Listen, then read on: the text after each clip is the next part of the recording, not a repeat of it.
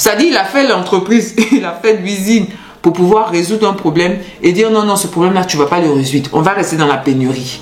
Parce que c'est ça qu'ils disent. On va rester dans la pénurie, on ne va pas résoudre le problème. On ne va pas résoudre le problème. En Corée, les entrepreneurs là-bas Hello, je suis KGD, multi-entrepreneur en Afrique. Je suis dans la restauration, dans l'immobilier, dans l'agroalimentaire et dans l'esthétique. Je vis entre l'Europe et l'Afrique et ici vous êtes sur ma chaîne où on parle d'entrepreneuriat, d'immobilier et d'investissement. Ce sont les thématiques qui vous intéressent. Je vous montre quelques petites choses. Activez la cloche de notification pour ne perdre aucune vidéo. Si vous êtes abonné, likez la vidéo, commentez la vidéo, partagez la vidéo. Surtout pour ceux qui ne sont pas abonnés, qu'est-ce que vous attendez? Abonnez-vous! Mais malheureux, aujourd'hui, on va parler d'Aliko Dangote. On va parler d'Aliko Dangote. J'avais fait une vidéo, j'avais expliqué environ à peu près tous les projets qu'il voulait mettre en place pour le développement du Nigeria plus particulièrement et pour le développement également de l'Afrique. Voilà, parce que ces projets sont très panafricanistes.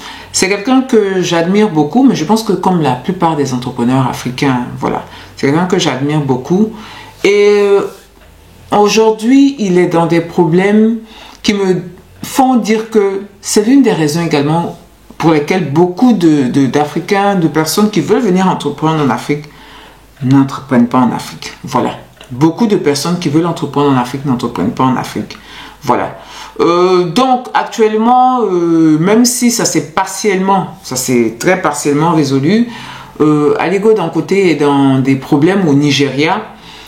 Parce que il a une raffinerie, la plus grande raffinerie d'Afrique et l'une des plus grandes dans le monde, pour laquelle il n'arrive pas à avoir du pétrole. Voilà, il n'arrive pas à avoir du pétrole à raffiner pour pouvoir apporter de la valeur sur cette matière première et pour pouvoir la revendre en Afrique et ailleurs si possible. Voilà. Et ça m'apporte cette réflexion pour nous dire, nous sommes la principale difficulté en Afrique, c'est vrai qu'on peut dire non, les pays occidentaux, mais la principale difficulté en Afrique, ce sont les Africains même. Voilà. Quand je parle des Africains, je mets tout le monde dans le même sac, hein, c'est-à-dire les gouvernants africains, les populations africaines. Nous sommes nos propres difficultés, nous sommes nos propres problèmes, nous sommes notre plus gros problème. Voilà. Les autres, c'est un problème, hein. Faut pas le voiler, mais le plus gros problème, c'est nous-mêmes en fait. C'est nous-mêmes.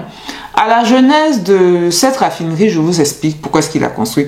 Aliko Dangote, ce n'est pas un homme d'affaires. Beaucoup de personnes disent homme d'affaires, non, non. Aliko Dangote n'est pas un homme d'affaires. Aliko Dangote est un entrepreneur. La particularité d'un entrepreneur, ta réaction première devant une opportunité, c'est résoudre les problèmes, apporter des solutions. Pourquoi Aliko Dangote a construit il aurait pu mettre son argent dans plein d'autres choses. Pourquoi est-ce qu'il a construit cette raffinerie-là?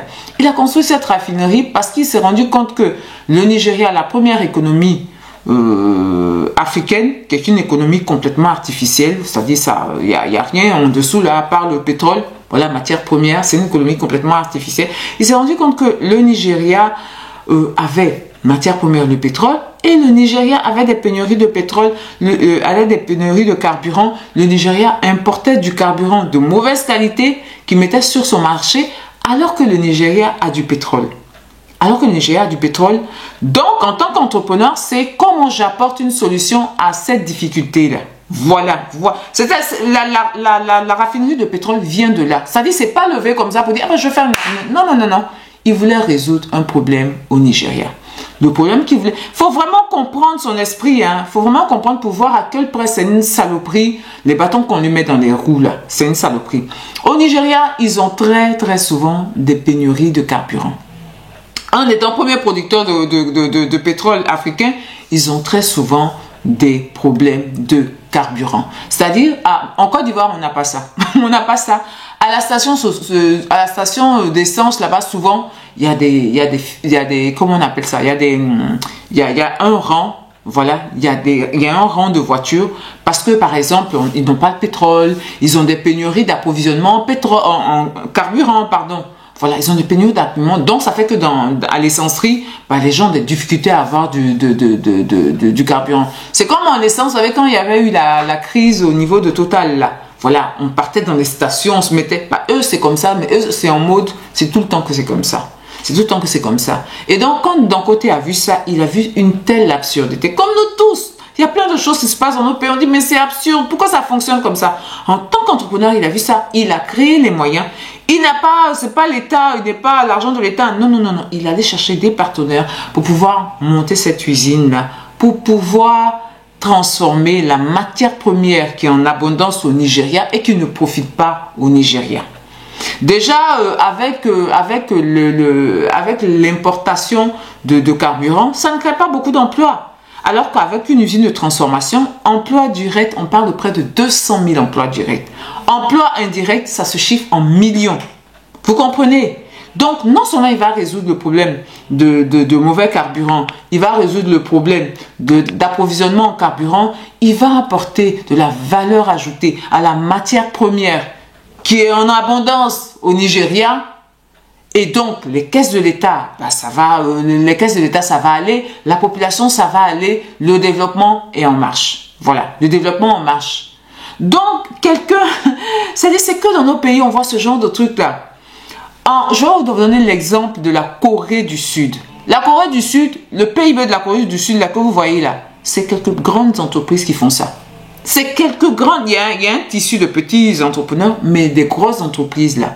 Je pense que tout le monde connaît Samsung, ce genre. Voilà, c'est eux qui font la Corée du Sud. Mais avec le gouvernement les a aidés. Quand on dit aider, c'est pas donner de l'argent, mettre des circonstances favorables, ouvrir des portes, ouvrir des possibilités pour que ces grandes entreprises là deviennent les mastodontes qui sont aujourd'hui et qui jouent dans la cour des grands. C'est ce que les gouvernants ont apporté. Les gouvernants dans nos pays, ils cassent.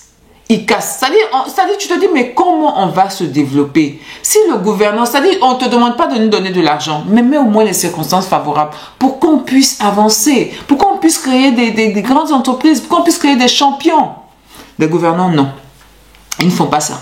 Voilà. Ils ne font pas ça. Les gouvernants, pour les gouvernants, bah, si tu grandis trop, tu vas lui porter ombrage. Si tu grandis trop, tu vas vouloir faire de la politique. Si tu grandis, c'est l'objectif, c'est ce qu'il y a dans la tête de nos gouvernants. C'est ce qu'il y a malheureusement dans la tête de beaucoup de nos gouvernants. Et c'est l'une des raisons pour lesquelles on n'avance pas. Voilà. Parce que, en fait, dans tous les pays qui avancent, ils voient les gros comme même en Chine, hein, la Chine aussi, ce type de politique-là. Mais ils ont Alibaba et tout ça. Ils ont permis que ces gens-là deviennent gros. Ils ont permis que ces gens-là deviennent gros. Parce qu'ils savent que dans un monde capitaliste, c'est des gros qui peuvent s'en sortir. Voilà. Donc, le fait de faire grandir les entreprises, ça peut vous permettre d'avoir de grosses parts de marché. Donc, tous les pays, c'est la même chose que les gens font. Il n'y a que nous qui ne faisons pas ça. Quand au départ, on a toujours pensé qu'au Nigeria, bah, les gens, ils accompagnaient les gros, quoi. Et là, on voit... Et la personne qui fait ça, c'est le même gars qui voulait aller bombarder au Niger, là. C'est lui qui fait ça. Pourquoi on n'est même pas surpris? Pourquoi on n'est pas surpris? Parce que tous les présidents préalables qui étaient là, ce président-là était pour que ces gros-là avancent. Et lui, il vient, c'est ça qu'on a. Quelqu'un qui va te permettre, alors que le Nigeria s'est rempli de chômage comme pas possible, résorber, pas totalement, mais au moins avancer dans ce sens-là, de résorber le chômage. Voilà, pour pas que tous les jeunes là partent à faire Boko Haram. Non, les gouvernants, ils voient pas ça. Ils voient qu'il est trop gros, il fait le malin, il ne me supporte pas, parce que, évidemment, il y a aussi ça. Voilà, il n'a pas été de mon côté, il ne m'apporte rien, il ne me donne pas autant que ce genre de bêtises-là. Il ne voit pas le fait que lui, il est gouvernant, lui, il est devant la nation, et donc, ses projets avancent, en fait, avec les projets de Dangote vont dans le bon sens pour lui.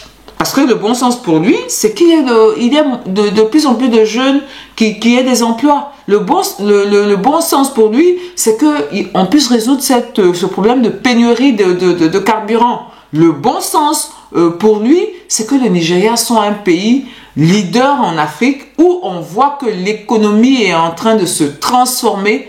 les matières premières sont en train d'être transformées pour créer encore plus de valeur et ne plus être sur la manne pétrolière. Il ne voit pas ça. C'est trop complexe pour lui. Parce que moi, B.A.B.A, je vois, nous, nos gouvernants, là, ils ne voient pas ça. Ils voient que le gars, non, le gars, il m'a pas donné ça, il m'a pas soutenu, il est trop gros, il fait un peu trop le malin. C'est ça qu'ils voient. Jusqu'à dire que non, ça dit, il a fait l'entreprise, il a fait l'usine pour pouvoir résoudre un problème et dire non, non, ce problème-là, tu ne vas pas le résoudre. On va rester dans la pénurie. Parce que c'est ça qu'ils disent. On va rester dans la pénurie, on ne va pas résoudre le problème. On ne va pas résoudre le problème. En Corée, les entrepreneurs là-bas ont résolu des problèmes qui les ont fait se transformer en ce qu'ils sont actuellement là. Non, non, on ne va pas résoudre. Les gens vont rester dans la pénurie. Les gens. Pourquoi autant de méchanceté? Pourquoi autant de méchanceté? Parce que ça, c'est de la méchanceté. Parce que ça ne répond à aucune logique. Aucune logique, ni humaine, ni économique. Il a créé ces grandes entreprises-là, c'est pour vous permettre de résoudre un problème. Tu dis non. Ça veut dire que toi, tu n'apportes pas la solution et puis tu dis non. Lui, il ne va pas aussi apporter la solution. Mais je suis désolée, pour ceux qui ne sauraient pas, en Côte d'Ivoire, on a du pétrole, on a besoin de personnes pour raffiner ça. Donc, on va envoyer ça d'un côté.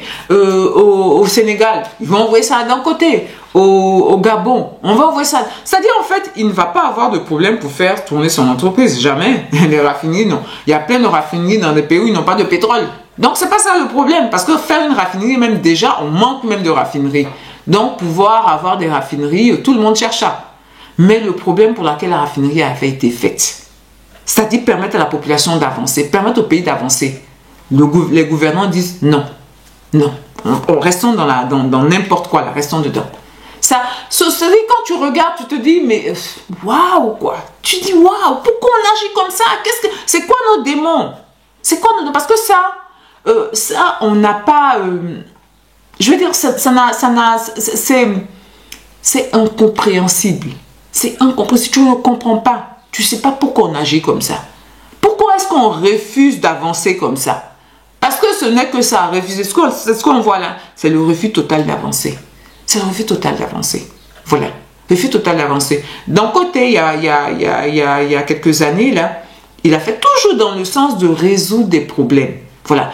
Il faut que le Nigeria diversifie ses ressources financières, diversifie ses possibilités d'avoir de l'argent. Donc, il a fait l'une des plus grosses entreprises pour fabriquer de l'engrais. Voilà. Fabriquer de l'engrais parce que y a des pénuries au niveau des ressources alimentaires aussi, comme dans beaucoup de pays africains. Donc, il a créé une grosse entreprise aussi pour ça. Voilà. Ça, c'était au temps de l'ancien président qui a inauguré même l'entreprise. Voilà, qui a inauguré même le complexe hôtelier pour faire de l'engrais. Voilà, il est allé voir le Gabon par rapport au soufre, etc., etc. Voilà. Donc, on sent que c'est quelqu'un qui est très attaché à son pays, quelqu'un qui voudrait que son pays soit à la place où il devrait être, quelqu'un qui voudrait qu'on puisse avancer, que le continent puisse avancer, parce que le continent a les capacités, que ce soit humaine, que ce soit en termes de matières premières, de ressources, et même de ressources financières, on peut les trouver pour pouvoir avancer. Mais malheureusement, on a beaucoup de personnes, que ce soit des gouvernants, que ce soit certaines populations, qui refusent catégoriquement qu'on avance. Et les problèmes de d'un côté viennent de là. Les problèmes de d'un côté viennent du fait qu'il veut permettre à son pays d'avancer, permettre à son pays de résoudre des problèmes. Sinon, ça n'aura pas de problème parce que je me suis un peu renseignée. Les raffineries, ils trouvent, ne vous en faites pas, ils trouvent du pétrole et ils raffinent. Au lieu de raffiner pour pouvoir emmener ça au Nigeria et le surplus aller vers l'Afrique, ça veut dire essayer de s'autonomiser en matière de carburant, il va le vendre à tout le monde. Il ne va être qu'un autre mastodonte sur la place. Mais il ne va pas avoir le drapeau africain là. Non, non, il ne va pas avoir ça. Voilà. Mais puisque les Africains ne veulent pas, on ne peut pas faire le bonheur des gens à leur place. On peut pas. C'est pas possible de faire le bonheur des gens à leur place. Voilà. J'ai compris qu'au vu du tollé que ça soulevait, que le président de cet État là, qui est toujours dans des trucs, bon, voilà, le président de cet État-là a dit, bon, mais donc, on va lui donner, moi, je crois que c'est 30%, voilà, de 30%. Mais, ça dit les arguments même qu'ils ont évoqués pour ne pas lui donner, non, on ne veut pas qu'il y ait de monopole. On ne veut pas qu'il y ait de monopole, ça veut dire quoi? Vous avez un problème. Vous dites, non, on ne va pas résoudre ce problème-là pour ne pas que quelqu'un ait du monopole. Et les gens qui n'arrivent pas à avoir du carburant régulièrement avec les pénuries, là, ça, vous ne voyez pas ça. Ça dit le problème que vous avez, vous ne voyez pas. Vous créez un autre problème. Ah non, non, mais on ne va pas. Oui, oui, c'est vrai, on a ce problème-là terrible qui fait qu'on perd beaucoup d'argent. Mais on ne veut pas que ce soit une seule personne qui... L'État peut faire avec d'un côté, ils peuvent signer des contrats de sorte à ce que ce soit bien balisé pour ne pas que les problèmes éventuels d'un monopole puissent poser des problèmes aux populations et même à l'État. Il y a toutes ces possibilités-là. L'État n'essaye même pas de voir... Non, non, non, on ne veut pas. Et quand la population, quand le monde a commencé à parler de cette affaire qui est d'une absurdité incroyable, ils sont revenus, bon, on va vous donner un peu. On va vous donner un peu. Mais il a fait la raffinerie, il l'a fait pour résoudre le problème. Donc vous décidez qu'il ne faut pas résoudre le problème. Le Nigeria a la possibilité de lui fournir une grande partie de carburant qu'il va raffiner pour pouvoir le remettre sur le marché nigérian. L'État dit non, il ne veut pas. Bon, ça, je veux dire vraiment, c'est désolant pour notre continent, quoi. C'est vraiment désolant pour notre continent, la manière dont on agit, là. C'est désolant. Mais ne vous en faites pas, Jean Côté, c'est un entrepreneur, hein. Il trouvera des solutions. Donc je ne suis même pas inquiète pour lui. Je suis inquiète pour le Nigeria. Je suis inquiète pour le Nigeria avec Boko Haram. Je suis inquiète pour le Nigeria. Là, il va avoir des marches, des grèves, là, comme au Kenya. C'est ça qu'il va avoir. Parce que les gens en ont marre. Les gens en ont marre et les gouvernants ne se rendent pas compte. Ils ne se rendent pas compte qu'ils filent du mauvais coton avec ce type de politique-là. Avec ce type de politique, moi, mon village, ma famille, on est bien, la population peut crever. Voilà, parce que c'est ça. C'est l'une des façons de fonctionner de nos gouvernants qui ne vont pas et on se retrouve dans la merde. C'est vraiment dépassant, horrible. C'est vraiment dépassant, horrible. Et on ne sait pas trop quoi faire. On ne sait pas trop quoi faire parce que les gouvernants se sont rendus compte des évidences, quoi. Et ils ont permis à leur population d'avancer. Nous, malheureusement, c'est l'un des freins principaux dans nos pays, c'est ça. Que nos gouvernants, ils n'en ont rien à faire des populations. Donc, tout ce qui peut aider les populations, ils n'en ont strictement rien à faire.